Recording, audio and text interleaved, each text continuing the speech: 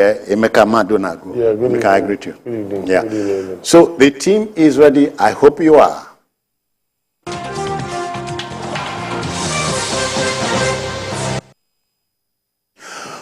All right, let's go. You know, any story about insurgency would diminish us. But then our duty is to report any news about it. At least 3 internally displaced persons, IDPs, have been killed, while 13 others, including 8 soldiers, have been injured in separate attacks by members of the Islamic State West Africa province, ISWAP. The theater of the insurrection is Damboa, local government area of Borno State. Perhaps even more sordid is the case of a 25-year-old mother who kidnapped her daughter in Kano only to demand a 3 million naira ransom from the husband. Rahama Sulaiman allegedly took the daughter to a relative at Madobi, pleading for the child to be kept for her since she was taking a 4-day trip. Now, has it got a name? Has this got a name? It is what it is. It is what it is. I think 2 weeks ago, we were discussing the case of a couple that came together to fake their own kidnap because the husband felt that he had so many people in his family who would not assist him if he needed money. He wanted to he wanted to rebuy his whole house. So that was sold though. Yes, he had people abroad, you know. But what Nigerians don't know is that some of our people living abroad are actually going through a lot. So to imagine that because somebody is based abroad, he has to be extremely generous. I mean, it's a long shot. So many of them are struggling. They are struggling like the rest of us. You know, struggling. To make ends meet. Remember that Jimmy Cliff song?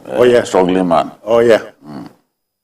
So we all kinds of things are happening in our country. So this one is not strange to me because we've seen people even selling their own children. People selling their own children.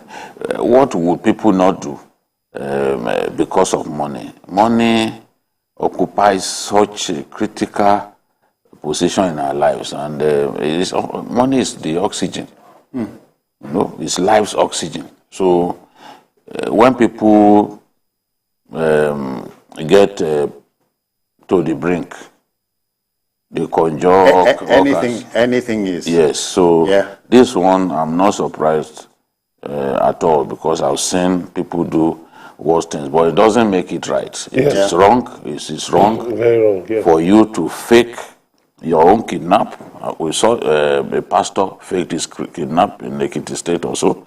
It's wrong and to sell your own children. Ransom. Yes, it's wrong to sell your own children. It's wrong to hide your daughter somewhere and claim that she had been kidnapped just for you to be able to get money from a tight-fisted former husband. So it's just it's criminal, and people who do things like this deserve to be punished so that they will stop it. Emeka, and even if relationship between husband and wife broke down, it shouldn't have come to this. Well, unfortunately, that's what the reverse is the case. You know, you find a lot of families that are affected, where the children are affected by this, by problems between the spouses. You find out that, you know, when the spouses quarrel, when the spouses disagree, when there is a breakdown in the relationship, you know, the children suffer. You even find that some children no longer go to school, or in the case of this woman, the husband, she claimed that the husband abandoned them for 10 months. And this is a 25-year-old girl. So it's, from looking at the story, it looked very clearly that she wasn't working, she was unemployed, maybe just a housewife. And so what experience has she got, in running a home, in taking care of a child, in even taking care of herself? So she may have been married off early. So what experience does she have about life more than just giving birth to children? So unfortunately, that idea occurred to her. But I think it's also a girl like that. I mean, she should have had something doing. So for that 10 months, how was she keeping the home for 10 months? How was she feeding for 10 months? So at what point did she now decide that, okay, she had to take an extreme position? Why didn't she also think of getting a job? Getting something to do? Because I don't think it's every 25-year-old girl, a lady in that area that, would be unemployed or engaged in crime. So this also speaks to, it's also a challenge to our youth. And again, we must begin to punish bad behavior. Yes, but again, also we must counsel our youths. There is reward in hard work. Okay. Don't get yourself involved in crime because you think your existence depends on somebody. You better write a book on that. And when you are not ready for marriage, don't go. Don't take the plunge. Some of them people get married when they are not ready. Yeah. Kano has easily the highest divorce rate in our country. Yes. It's the reason you find governors even organizing marriages, mass weddings. Okay. Because they are trying to get those divorced women to find new spouses and all that. But is it working? I doubt it because people hop out of marriage as soon as they get into it. When people talk about marriages as being institutions, the question is, how many men would love to live in institutions? At some point, think, look,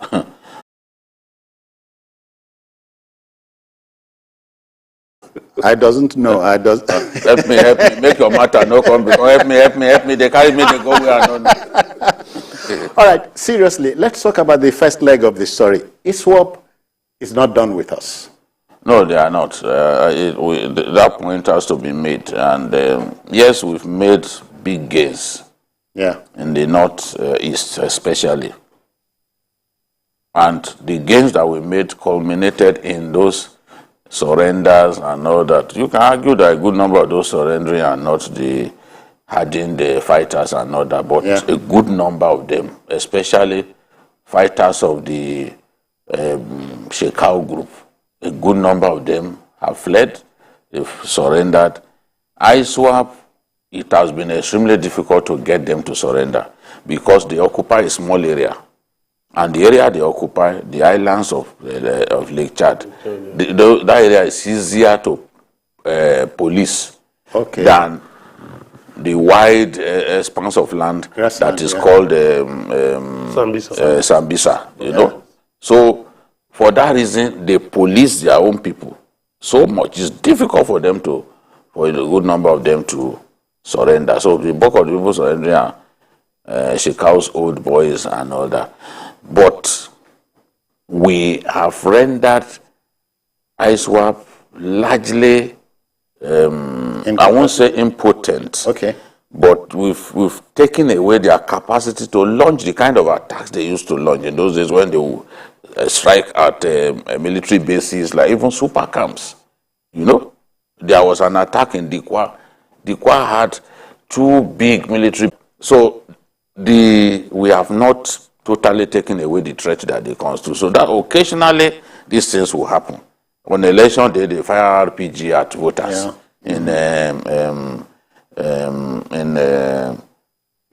this man's local government. Ndume. Goza, yes. Okay. Yeah. And they've also carried out some attack. This area, this Damboa area, is part of what they call the Timbuktu Triangle, which is the most dreaded ISWAP. Oh, really?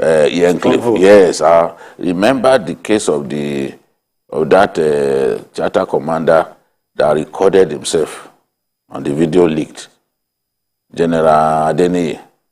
You know, it was inside Timbuktu Triangle that he recorded himself. They say, we have lost our MRAPs, we've lost tires, they are firing at us, they surrounded us, we can't move, and all of that. Yeah. It's still that area. So when you move a little bit away from the protected area, you can easily lose your life. That's what happened to those loggers and who are slaughtered 7 kilometers away from Damboa. Emeka, this is not to take anything away from our fighting forces. No, they have actually tried, because if you look at what the same ISWAP has done to Mali and Burkina Faso, it's worse. They've actually occupied, they are really causing devastations in both nations. And of course, you have the Islamic State for Greater Sahara, about 4 different militant groups causing problems in the Sahel. They've been largely degraded in North Africa, but within the Sahel, they're still causing problems.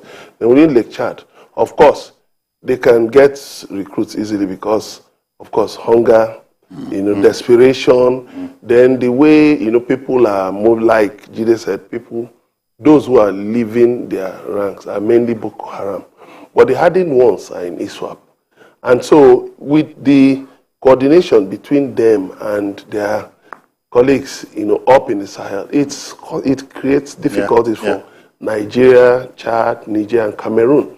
So, and then again, there is the issue of, I've talked about hunger, displacement, poverty, then climate change. Also, there are researchers who say that the Lake Chad is shrinking, and so that has also caused some problems. But I think the security forces have really tried in confining them, shrinking their territory. Because imagine if although they've been able to strike in some parts of the country, just surprise attacks, but that ability to move in large numbers has been totally taken off them.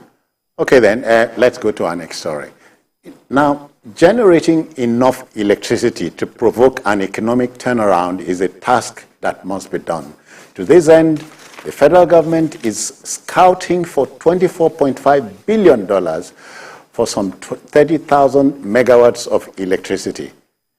It says unless the private sector invests about $3.5 billion yearly for the next 7 years, the dream would become a pipe one. Now, the Minister of Power, Aliyu Abubakar, who spoke at the Solar Power Niger Program Investor Matchmaking event organized by the Iran Electrification Agency, REA, in Abuja, linked the industrial revolution of the country to the power sector.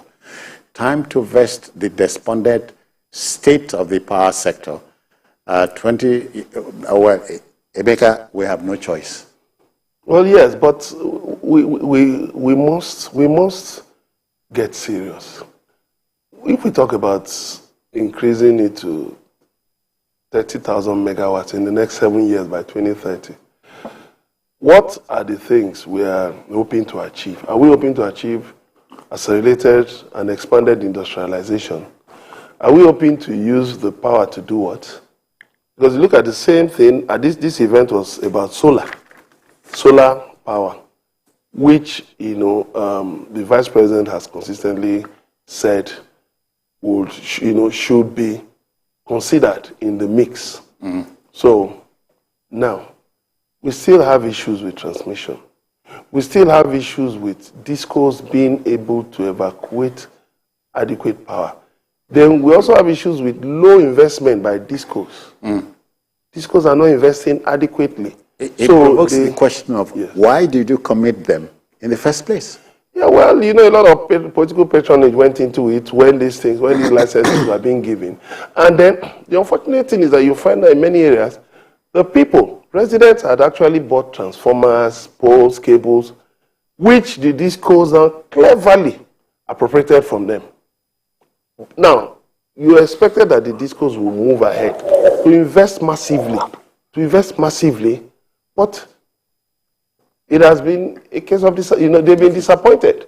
And the discos continue to, we've talked about the national mass metering program that didn't work. Now, the discos, are charging very highly for prepaid meters. So Nigerians not only provide all those major things, those transformers and others, they are now having to pay heavily for prepaid meters. Where they don't pay for prepaid meters, they are giving exorbitant bills every month, even for power that they don't use.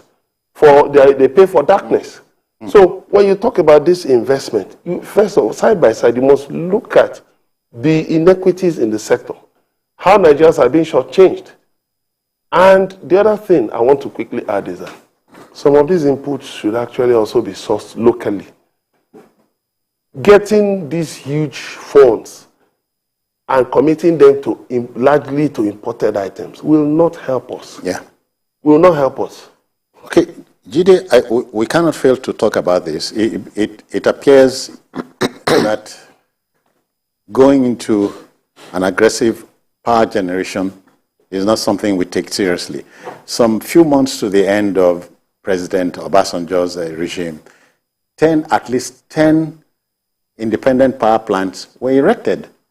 And today, nothing. Back to square one. Yeah, I think he took a good decision at that time to build those power plants because we needed more energy sources. We had relied so much on hydropower, relied so much on Kainji, as well as the two other dams beside it, Shiroro and Jaba. Yeah. So now Obasanjo came so late in his regime. I wished he had started those power plants, as soon as he got in. But like many leaders, he was misled. He didn't benefit from good advice. And by the time these power plants were set up, they were set up far away from the source of gas supply, which in itself is a problem. When you site your gas-fired plants far away from the source of gas itself, many times these gas pipelines get breached, plunging our people into darkness. But we cannot improve our generating capacity without consistent investment in the sector. What this Nigerian official said is something that we have been talking about for some time, that you need to invest a minimum of $3.5 billion yearly on a consistent basis. Yeah. It's talking about like 7 years that we need to do it consistently. Now, the question is, can Nigerian banks provide that facility? Even if they were to come together, look at the problem of funding that even Dangote refinery encountered from the beginning, just trudging on. So if Nigerian banks cannot come together like a consortium to provide this funding that we are talking about, where then does the funding come from? Are we going to rejig the law again to allow foreign companies, maybe like General Electric and the rest of them, to come here and build power plants, provide the electricity that is lacking? I just think that we've got to find a way to solve this problem, because if we cannot solve this problem, we can't stimulate economic growth. We are wasting our time. We can't create jobs. Even the rural areas, they're talking about off-grid power. By now, we should have gone far with providing electricity for our people in the rural areas. There's no way that you can connect all of our people and villages to the national grid. Provide off-grid power solutions for them in distant areas, in those distant communities. The people will be ready to pay. But the Rural Electrification Agency does not have the capacity to do to electrify all those communities, because even the funding is not sufficient to make that happen. So foreign investment has to come in, and on a consistent basis. How can we have a country that is still grappling with 4,000, most times it's 4,000 megawatts that we are doing? After how many years? 4,000 megawatts, because you see, it is not what is generated that is the issue. No, Yeah. It is what is willed, and that is where Transmission Company of Nigeria comes in.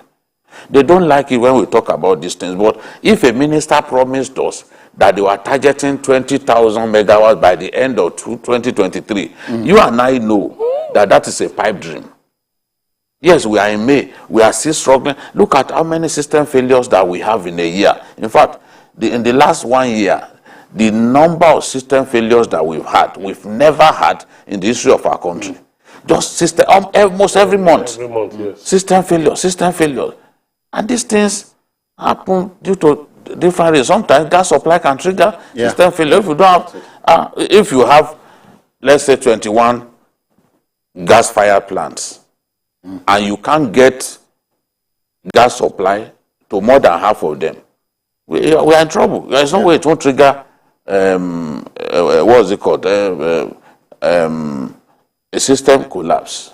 What have we done beyond what Jonathan did, expanding the capacity of Egbin here, which is the largest thermal station in West Africa? What have we done to further expand it and make it, put it in a position to even generate more? Yeah. So these investments have to come, and they must be consistent over a period of time. Otherwise, we are wasting time. How can we call ourselves the giant of Africa? And we are talking about 4,000 megawatts. We are crawling. When South Africa is generating 58,000 megawatts. Look at even Egypt. Egypt has more electricity than it needs. It is now thinking of supplying electricity to countries like Cyprus in Europe. It's thinking of exporting For it. a fee. It has more than it needs. All right. So why can't we get to that point too? I know that I was in Mozambique in 2006. Mozambique exports electricity to South Africa, and they rely mainly on hydro, just like Brazil. Okay. Relies on When hydro. we come back, we'll talk about other sources of electricity. Emeka, so you get ready. But first, let's make some money. We are going on a commercial break. We'll be back.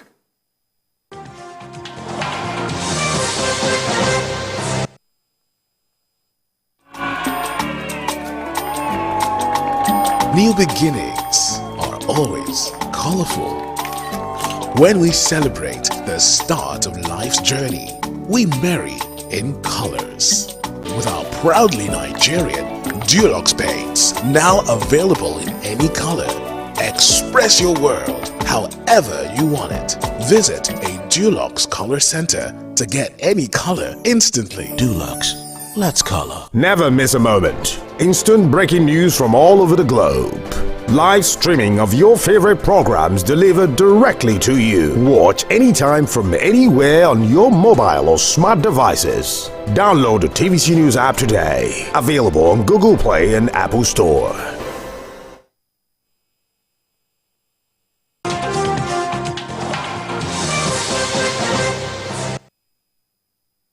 All right, welcome back. Emeka still on electricity. We talk about the national grid that breaks down every so often. And I hear many countries don't go that way. But then let's look at other sources of electricity. We have wind, we have sunlight.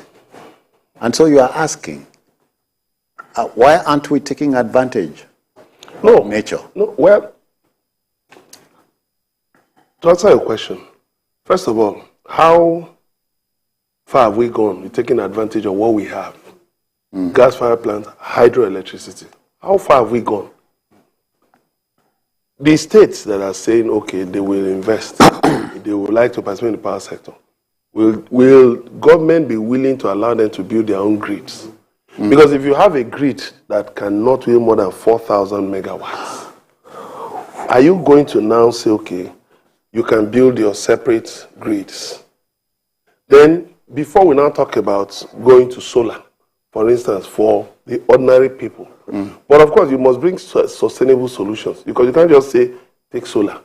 If the income, the household income, cannot take care of solar on a on a regular basis, on a recurring basis, on a sustainable basis, then you run those people into debts. It will just be like jumping from fry pan to fire, jumping from estimated billing to inadequacy in taking care of the bills arising from solar. I know a number of companies have actually tried different solutions, but they've also recorded defaults. So the point is that, like Chide said, we need real investment in the critical areas. Then we need to dismantle this national grid. Maybe at certain points, set up things that can boost power, so that we can also encourage more investment. There are foreign investors who want to bring in investment into Nigeria, but when they consider the power problem, that they have to bring in gigantic generators, they have to make provision for diesel and all of those things, they get frustrated. There are Nigerians abroad too who want to bring in money and invest here. But unless the hiccups here and there are taken care of. Yeah. For instance, the Igbo power plant at Ikorobasi in Akwa Ibom generates 101 megawatts. It feeds it into the national grid. Almost nothing comes back to Akwa Ibom. And Akwa Ibom does not require more than 50, 60 megawatts. That's what I'm told. Yeah, so the federal government must That's what the law says. The federal government must come clean. That's what law the law says. Yeah, the federal government must come clean. This national grid, for me, personally, I may be wrong, but I think something needs to be done about it. So the 30,000 megawatts is an ambitious one. Yes, but for a country the size of Nigeria, and for a country that prides itself as as Africa's biggest economy, it's ridiculous to even be talking about 30,000. Because if we were to distribute power generated by the number of people in our country, you know that this is not sufficient. It's not sufficient at all. So we have to move away from simply boasting and saying sweet nothings to our people. Project.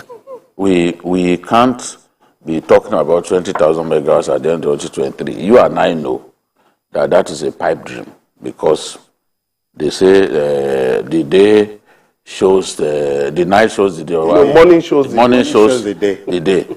The morning has not shown us that dream will be realized.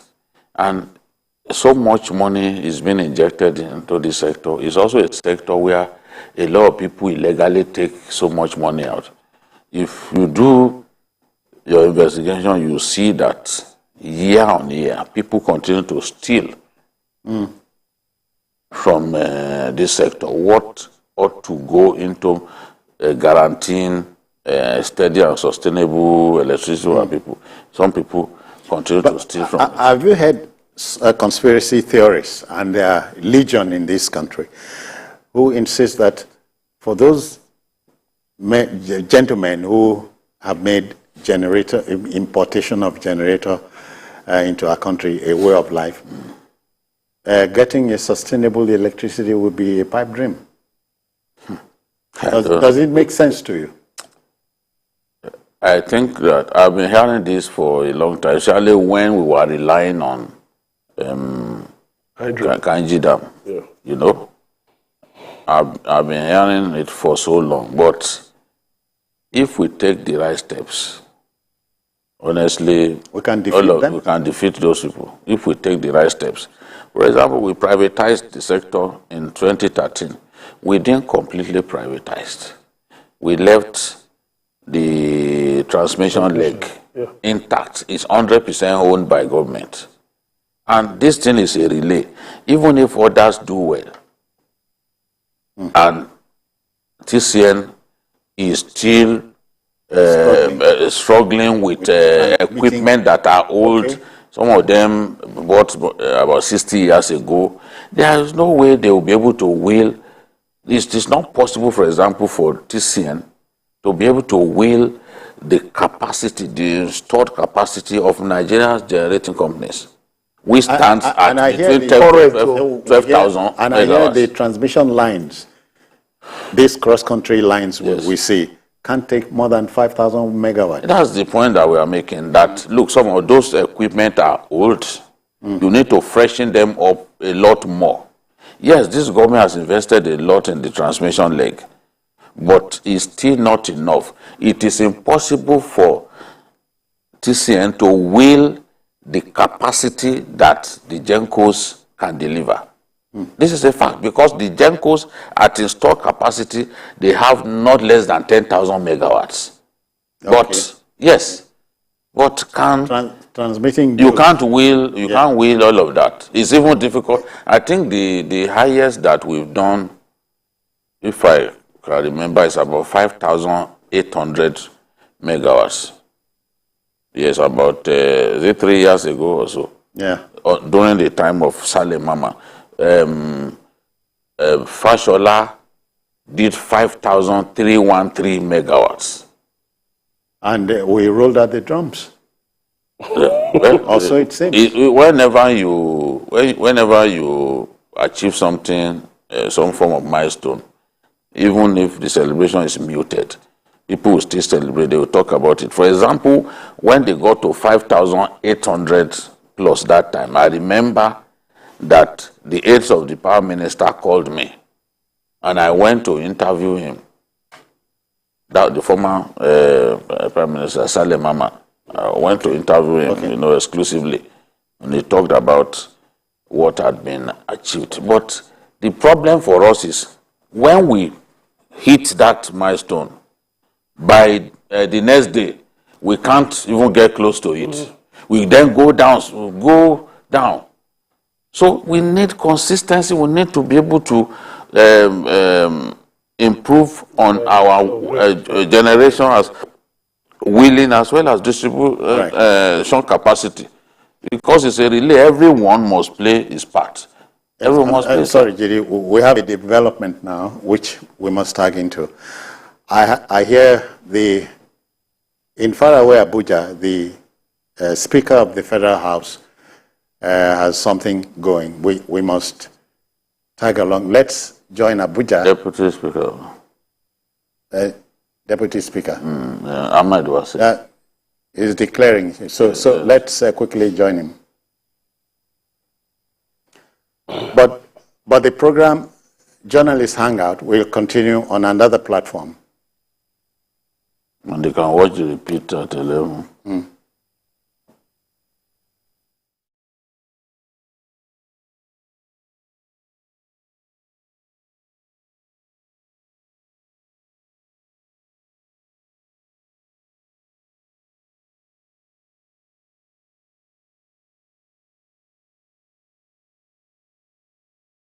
His opening remarks and welcome remarks as well. Can we make that applause for him a lot louder as he makes his way here?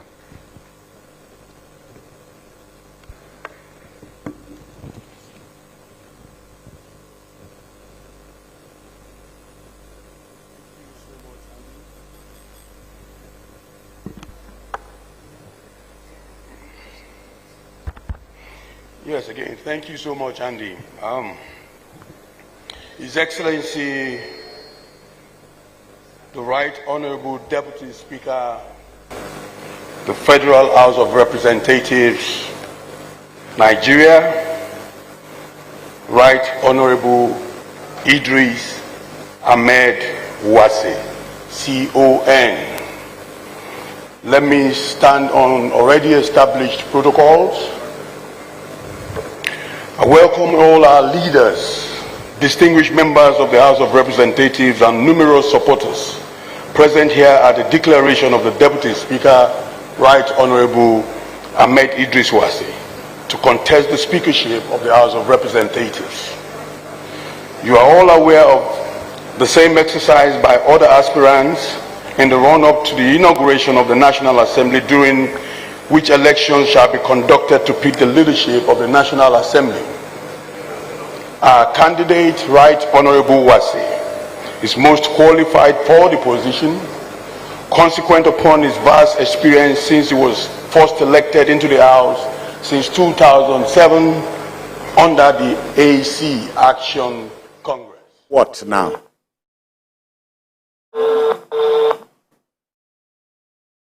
Go back to what we were saying. All right. Gentlemen, we must continue with the power problems we are dealing with. Emeka, the incoming government has three major things to do. One, provide electricity. Two, provide more electricity. Three, provide much more electricity. That's the only way we can bloom.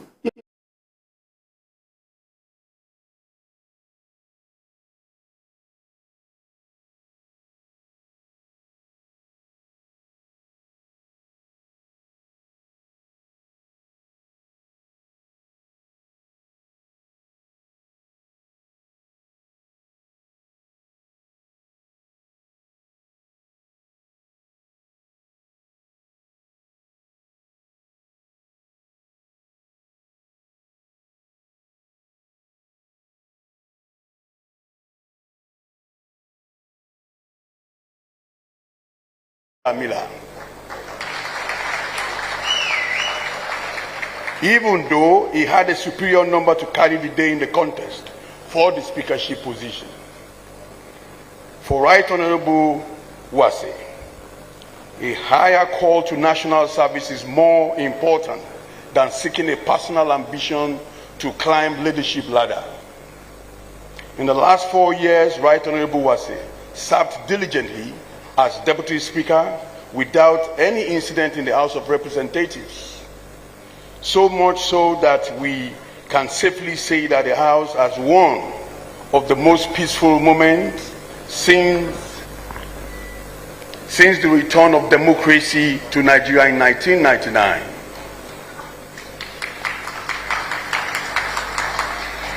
Support for Right Honorable Wase has gone far and wide, crossing the regional frontiers into a national advocacy to pick the leadership of the House of Representatives from the North Central, and in particular elect Honorable Wase as the most qualified, owing to a demonstrated leadership quality, observance of the rule of law, his detribalized conduct, and his preeminence to progressive family in the nation's politics. He has records of sterling performance in his legislative duties, as well as serving as a model of quality representation in his numerous constituency intervention to assist his people. Ladies and gentlemen, here we are today to present a man imbibed with the integrity, nationalism, vision, brilliance, regard for the rule of law, and temperament to lead a diverse assembly of eminent Nigerians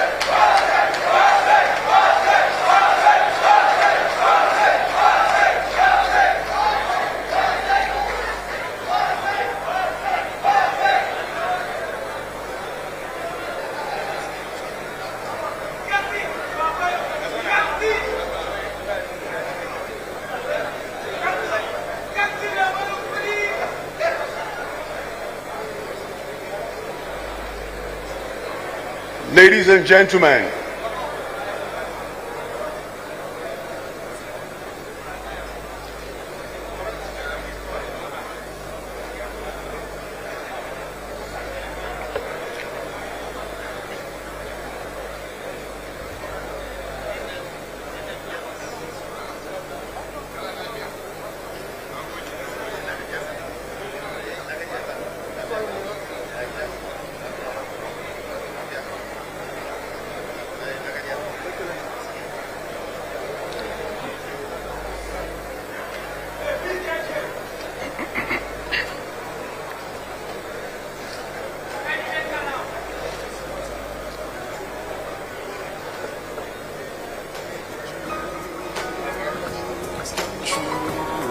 Just as the campaign DG has the floor, it is pertinent to mention that some of the other aspirants for the office of the Speaker of the House of Representatives have just come to join in solidarity with the Right Honorable Ahmed Idris Wasa CON. And this was exactly what played out the other day when the Right Honorable Mukhtar Aliyu Betera OON also joined. Please, can we give him a round of applause? Honorable Aminu Sani Jaji is also an aspirant. And we also have the Right Honorable Sada Soli. We have Honorable Princess Miriam Onoha. We also have the Right Honorable Yusuf Adamu Gadi. And we also have with us Abubakar Hassan Fulata and the Director General, Right Honorable Olufemi Bamishile. Let's give all of them a round of applause, please. We'll do more recognitions, but in the meantime, we'll allow the Director General of the Wase Campaign Organization to please continue with his remarks of welcome. Honorable Bamishile. Thank you. Let me again start by saying, ladies and gentlemen, here we are today to present a man imbibed with the integrity, nationalism, vision, brilliance, regard for the rule of law and temperament to lead a diverse assembly of eminent Nigerians in the lawmaking business to add value to the nation's democratic governance for the progress and development we desperately desire now at these great heights. As you listen to this declaration today, let's all take home some salient lessons on why a national peace must be preserved by having a balanced power sharing formula to drive the nation's development agenda in the parliament. Thank you and God bless you all.